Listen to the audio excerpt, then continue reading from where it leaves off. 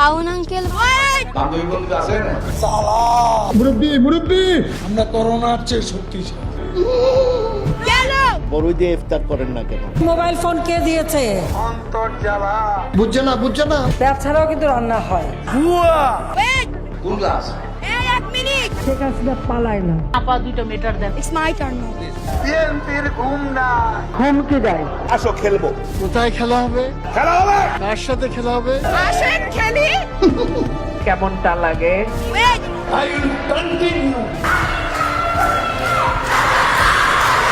আরে রাজাকার তো আমি তোমাদের করি নাই, কে বলেছে তোমার নিজেরা স্লোগান দিয়ে তোমাদেরকে রাজাকার করছো। চেয়েছিলাম অধিকার স্লোগান বন্ধ করো। ঠিক আছে, তলে তলে কথাটা পাবলিক আবার চেয়েছিলাম অধিকার, হয়ে গেলাম রাজাকার। তুমি কে আমি কে, রাজাকার রাজাকার। শেখ হাসিনা পালাই না, হাউন আঙ্কেলের ভাতের হোটেল। মুরব্বি I wait it's my turn now. এক একটি সংলাপ যেন এক একটি টাইম মেশিন।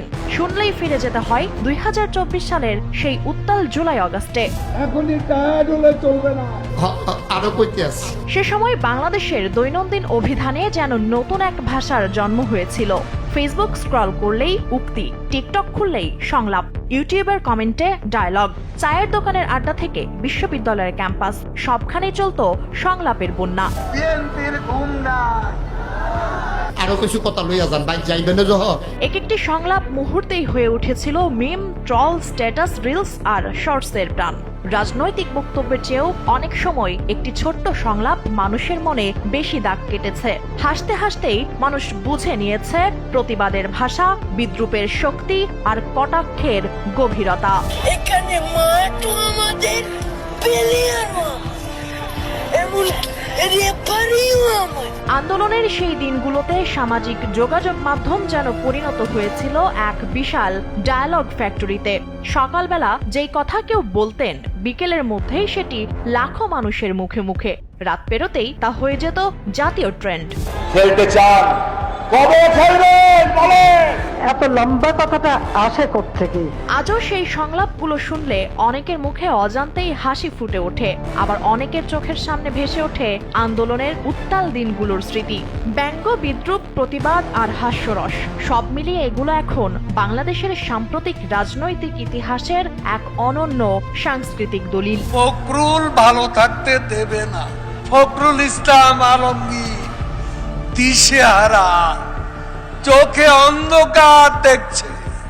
চলুন আরেকবার ফিরে যাই সেই সময়ে, ঝালিয়ে নেই জুলাই আন্দোলনের সবচেয়ে আলোচিত, সবচেয়ে ভাইরাল, বেশি উদ্ধৃত আর বেশি মিমে ব্যবহৃত সেই সংলাপগুলো, যেগুলো একসময় কাঁপিয়েছিল পুরো ইন্টারনেট। কখনো ইন্টারনেট শাটডাউন হয়, আমরা কমিয়ে 2G তে নিয়ে আসলাম। আমরা ইন্টারনেট বন্ধ করতে বাধ্য হই, ব্রডব্যান্ড কানেক্টিভিটি আমরা উন্মুক্ত করে দিই। সোশ্যাল মিডিয়া প্রত্যেকটাই আমি অ্যাক্টিভ রেখেছি।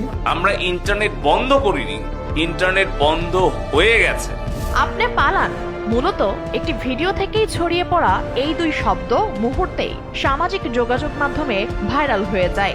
পরে রাজনৈতিক আলোচনা থেকে শুরু করে সাধারণ মানুষের দৈনন্দিন রসিকতাতেও এটি জায়গা করে নেয়। সরকারের শেষ দিনগুলোতে এই সংলাপ নতুন মাত্রা পায়। ফান্দে পড়িয়া বগার কান্দে রে, ধানের শীষ পেটের বিষ। Complete shutdown. 18 জুলাই বৈষম্য বিরোধী ছাত্র আন্দোলনের কর্মসূচি হিসেবে ঘোষিত এই ইংরেজি শব্দবন্ধ মুহূর্তেই আন্দোলনের প্রতীক হয়ে ওঠে। টেলিভিশন, সংবাদপত্র, ফেসবুক, সব জায়গায় সবচেয়ে আলোচিত শব্দে পরিণত হয় কমপ্লিট শাটডাউন। এই যে স্টুডেন্টদের আবেগ দিয়ে খেলা, বাংলাদেশের যে তরুণ প্রজন্ম, তাদেরকে কয়েক বছর পর রাস্তায় নামিয়ে নিয়ে আসা, এটির একটি স্থায়ী সমাধান হওয়া প্রয়োজন।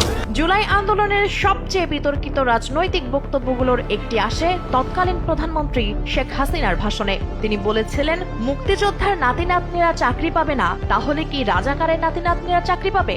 এই বক্তব্যের পরপরই দেশের বিভিন্ন বিশ্ববিদ্যালয় ক্যাম্পাসে নতুন স্লোগান ছড়িয়ে পড়ে। আমাদের দেশটা বিচিত্র একটা দেশ। আমার বলে কোটা লাগবে না, তোকে তো ইউনিভার্সিটি থেকে বের করে দেওয়া উচিত। যে কোটা নাই, তোর পড়া নাই। 6 ঋতুর দেশ তো কোটা আর মেধা তো এক জিনিস না। তার মানে কি মুক্তিযোদ্ধার সন্তান নাতিপুতিরা কেউ মেধাবী না, যত রাজাকারের বাচ্চারা নাতিপুতি হলো মেধাবী, তাই না? শিক্ষার্থীরা উচ্চারণ করতে থাকেন তুমি কে আমি কে, রাজাকার রাজাকার। পরবর্তীতে এর সঙ্গে যুক্ত হয় কে বলেছে স্বৈরাচার স্বৈরাচার। রাজনৈতিক বিশ্লেষকদের মতে এই স্লোগানগুলো আন্দোলনের মোড় ঘুরিয়ে দেয় এবং এটি কোটা আন্দোলনকে বৃহত্তর রাজনৈতিক প্রতিবাদের রূপ নিতে সহায়তা করে।